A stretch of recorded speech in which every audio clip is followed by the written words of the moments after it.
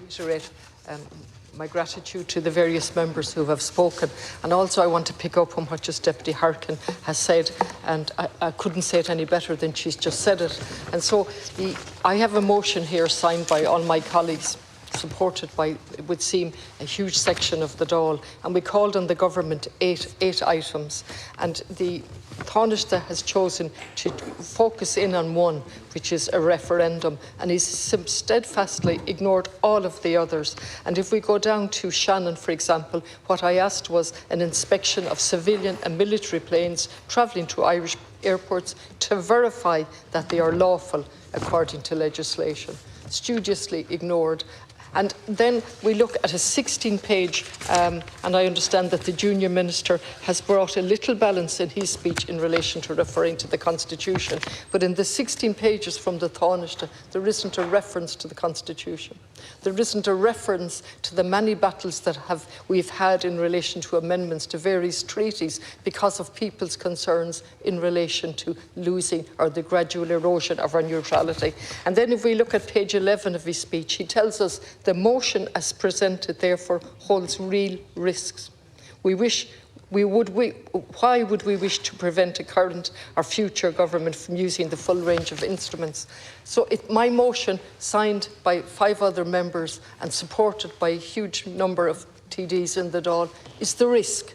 Not the risk of losing our neutrality, not the risk of leading a narrative in a so-called debate which is characterised by the Consultative Forum on International Security Policy. Hence, you see the title here, no mention of human rights, no mention of the Constitution. In that whole document, just like the Taoiseach's speech, no mention of the Constitution, but a framing of the debate in terms of international security policy, not human rights, not how we can use our neutrality in a very positive way. And that continues then with the Taoiseach today, which tells us the motion that we're putting before the Dáil would preempt a discussion in the same frame, in the same narrative as Professor Dame Louise Richardson has set it out.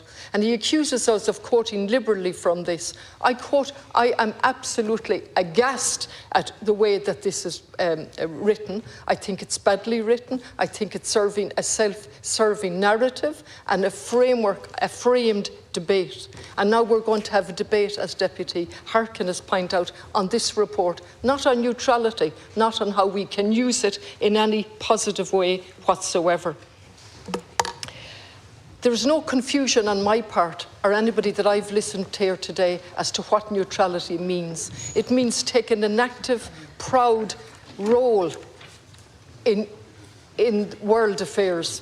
It's not stepping back. It's not what certain sections of the media tells us is free riding. It is about using our voice and our experience to promote peace. Can you imagine, Minister, instead of talking about a military-industrial complex and vast profits, because they're the only people winning, the companies who are now equal partners on level with the Commission and various unelected officials in Europe. Can you imagine if we used our collective voices to promote peace in the world?